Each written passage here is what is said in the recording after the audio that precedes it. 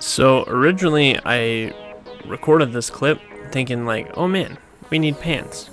Totally was one of our goals that we wanted to do. We've got a frog token. And I was like, cool, let's go get pants. We're wearing pants. Well, we're wearing a dress? A robe? Is a robe considered a dress? I mean, technically. So, but we exchanged the frog token for a XP lamp instead, and we just threw it on smithing right now. It's a slow grind for smithing, so something easy to just throw all those on right now. Once we hit a member, then we can put that all on herb lore or construction or farming or one of those awful skills that are also expensive and take a lot of time. So then here we had 5 more caskets. I opened them up. I didn't really get anything super great from them. Some runes, some archery stuff, ranged equipment. Oh my gosh, it's I'm tired and a mess. But we got some major runes, which was probably the best thing out of that. On top of all this, I also went through and we got 40 crafting beforehand. I'm realizing that it really wasn't worth it to get 40 crafting. The return for it isn't really that great. Like, sure, we get into the Thieves Guild, oh my gosh. Sure, we get into the Crafting Guild, but there's no access to a bank there unless you have 99 crafting, which we don't have access to a bank, so. But there's also no furnace for smelting. You can do pottery and clay, but you can't smelt gold with that. So then it's a whole trip up to Falador, I believe, is the closest furnace. And it just... there are quicker and easier ways. I mean, is there an easier way? I don't know. That's going to take a little bit more planning. So I figured what better thing to do after waste our time on getting a skill than to actually get a real skill that is helpful. So I was pretty close to 40 fishing and cooking. So I took the time just to do that, get lobsters. It's our best for now. I kind of skipped over tuna. I suppose I could have been rocking that for a while, but we haven't done anything really PVM heavy. I mean, for what free-to-play PVM is. We've just kind of been playing it safe spotting everything. So, but coming up, I wanted to do Dragon's Lair 1, just get it kind of completed. I believe the only quest I have left is Prince Ali Rescue. And that one, it's not that it takes a lot of time, it's just a little bit more inventory management than I kind of want to do right now for a reward that really isn't that worth it at the moment. And then, surprisingly enough, we got 5 more caskets in all my running around. So it was some runes, and some more ranged equipment, just food. Really nothing spectacular again. I believe. I mean the big things here are the elemental staffs that we can honestly just go sell the Zaf for the most profit. Usually I'm kind of holding out on those for some of our higher level runes. I believe you can get Nature's, Laws, and Chaos runes from there. The Laws obviously for teleportation spells, Nature runes for the high level alchemy, just bypassing using a store altogether. And then I finally came and did Dragon Slayer.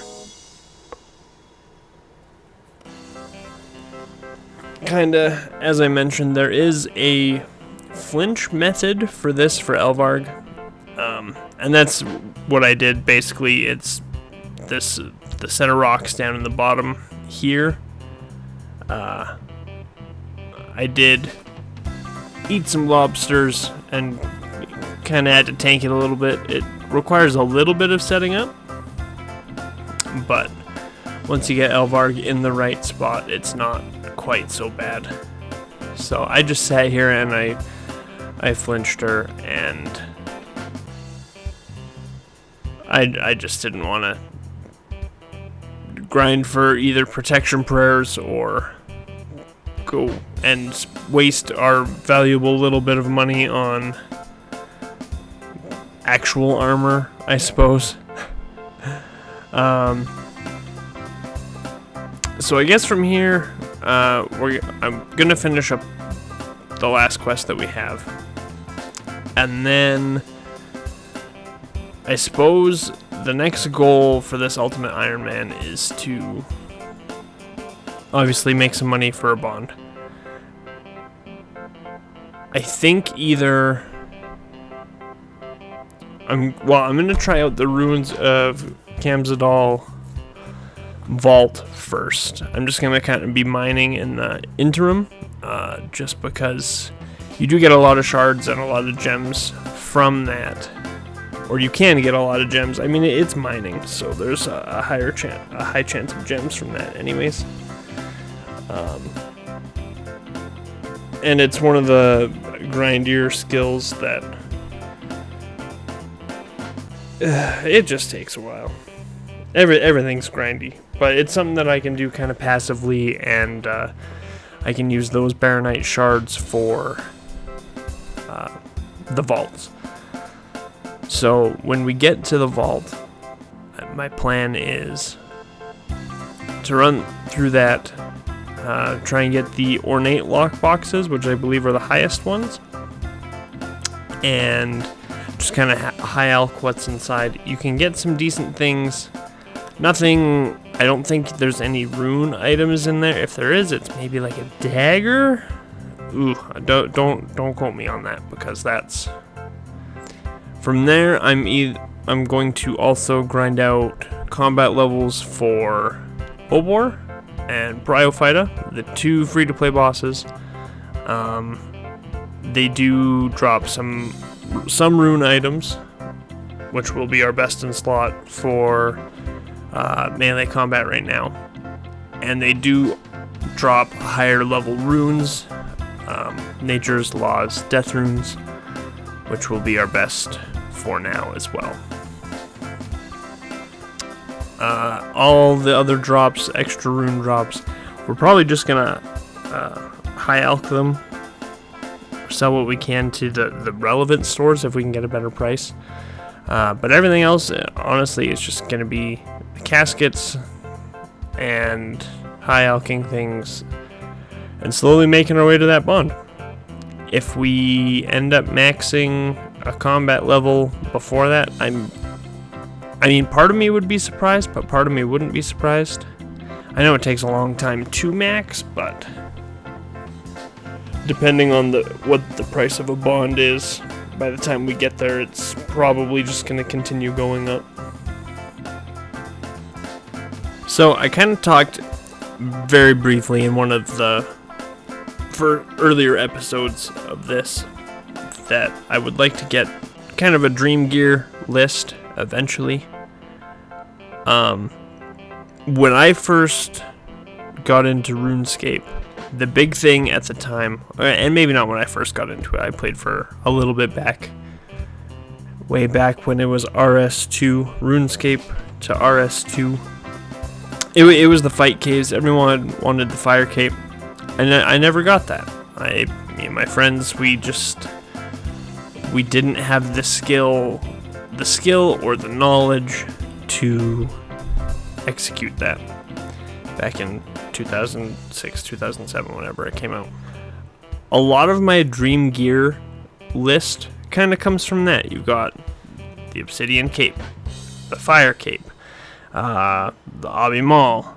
The Barrow sets would have come out kind of the same time. I don't remember if they were before or after the Fight Caves, but that was the other kind of big thing at that time, was to get Barrows. The be-all of end-all was, getting your Abyssal Whip.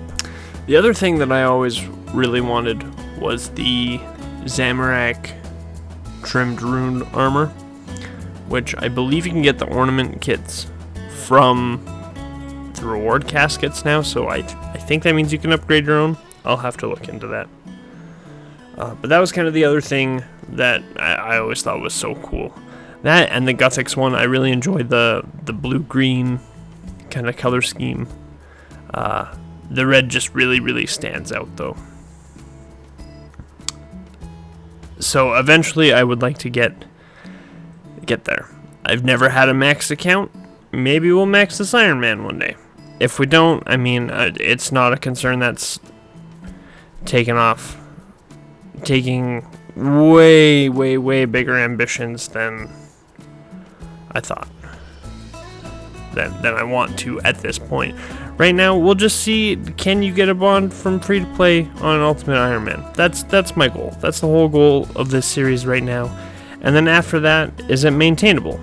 Honestly, probably not, because the last time I looked, a bond was like 13 mil, which is really, really, really tough to make in 2 weeks if you're a casual player. I work a full-time job and at night, so I gotta sleep during the day, and I have a family. School's starting up. It's kind of a big task, but I just want to see if it's possible with that kind of lifestyle. I'm sure it is, but I don't want to spend any extra money on here. I don't want to... life's kind of a money sink as it is, so I don't need to be spending it all on a video game. Oh gosh, I sound so old, man. I sound so old when I'm saying that. I'm so sorry. Oh man.